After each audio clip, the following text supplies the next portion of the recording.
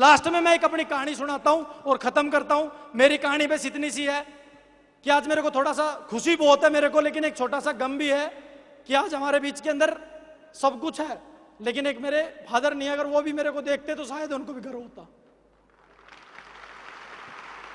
Thank you. लेकिन कहीं ना कहीं वो भी अगर कहीं पे होंगे तो वो भी महसूस कर रहे होंगे यार लड़के ने कुछ ना कुछ तो अच्छा किया है। और मेरा रोल मॉडल मेरी माँ ही रही है। मैंने अपनी मम्मी को देखा है, जब मैं पढ़ता था तो उनको देखा है। ना तो फादर आर्मी में थे उस टाइम, ना तो मोबाइल फोन होते थे, ना तो वो मोबाइल पे कोई कांटेक्ट कर पाती थी। घर में कोई भी प्रॉब्लम होती थी, हम न्यारे थे, न्यारे होते ना गांव के अंदर, साजा और न्यारा दो चीजें होती, तो हम न्यारे थे। मेरे दादाजी जिंदा थे उस टाइम, उनकी आंखें नहीं थी लेकिन दिखता नहीं था उनको।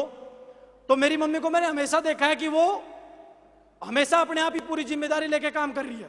कोई भी बीमार हो जाता था, भाई बीमार हो जाता था या मैं हो जाता था, हमको डॉक्टर के पास ले जाने का काम उनका। उनके पास फोन नहीं होते थे कि अपने हस्बैंड के पास फोन करे और पूछे कि लड़का बीमार हो गया, इसको कैसे ट्रीट करूं। आज तो बहुत सारे ऑप्शन हमारे पास अच्छे हैं। लोग बोलते तकलीफ है, ये तकलीफ है, ये तकलीफ। आज तकलीफ क्या है? कोई तकलीफ नहीं धरती पे, तकलीफ हम खुद है।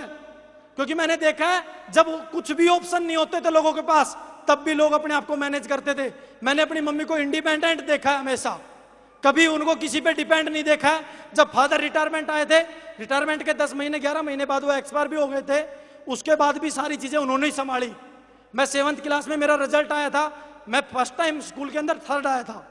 पहली बार मैंने पोजीशन बनाई थी कोई, तो मैं सोच रहा था पापा को मैं बताऊंगा कि मैं 3rd आया हूं, लेकिन उसी दरमियान एक हादसा होता उनके साथ में और मैं रिजल्ट ही नहीं बता पाता हूं कि क्या मेरा रिजल्ट आया। वो सुनने के लिए इस दुनिया में ही नहीं होते हैं। तो उस टाइम से मैं देखता आ रहा हूं कि मम्मी सब चीजों की जिम्मेदारी लेके हमको बड़ा कर दिया, पढ़ा लिखा दिया, सारी चीजें कर दी। तो उनके अंदर से एक गुण मेरे अंदर डेवलप हुआ। वो क्या हुआ कि किसी पे डिपेंड नहीं रहना। किसी पे क्या नहीं रहना? किसी पे क्या नहीं रहना? डिपेंड नहीं रहना। वो मेरे को जो गुण मेरे अंदर आया वो उन्हीं के माध्यम से आया है। एक बार क्या हुआ, ध्यानचंद, लास नायक ध्यानचंद, उनको क्या हुआ, एक मैच चल रहा था 1936 का, ओलंपिक का गेम था। उस गेम के अंदर जर्मन के साथ में, सुनना ध्यान से, जर्मनी के साथ में मैच चल रहा था फाइनल ओलंपिक का। 1936 की बात है। 25,000 लोग ऐसे दर्शक बैठे हुए थे और उन दर्शकों के बीच के अंदर उस टाइम का तानाशाह हिटलर भी बैठा हुआ था। और इंडिया का मैच चला, इंडिया वालों ने जर्मन को 16-1 से धो दिया। और एक वहां पे लास नायक ध्यान सिंह, जो चंद्रमा की रोशनी में भी खेलते थे रात को, जिसका नाम उसकी वजह से ध्यानचंद पड़ गया, वो भी उसी मैच के हिस्से के अंदर हिस्सा लेके खेल रहा था।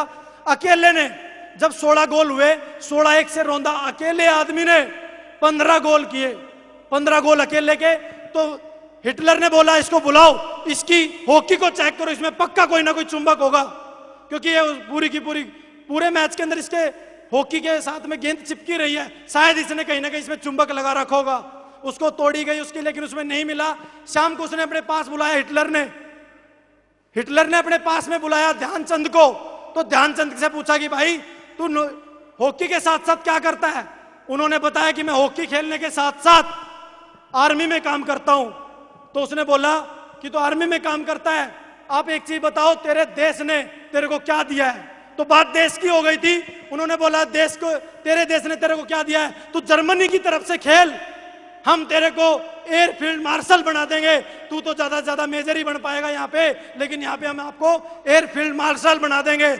उसने बोला कि साहब, हिटलर साहब, एक बात मेरी ध्यान से सुनो, मेरे देश ने क्या दिया ये मेरे देश की जिम्मेदारी नहीं है। मेरी जिम्मेदारी है कि मैंने अपने देश को अपने माध्यम से क्या दे दिया, वो मेरी जिम्मेदारी है, मेरी देश की जिम्मेदारी नहीं है। Thank you very much. तो मेरे अपलाइन की जो जिम्मेदारी है वो जिम्मेदारी निभाते आए हैं और आज भी निभा रहे हैं। लेकिन मेरे को बहुत सारे लोगों ने बोला कि अपलाइन ये नहीं करते, ये नहीं करते, कंपनी ये नहीं करती, सिस्टम ये नहीं करता।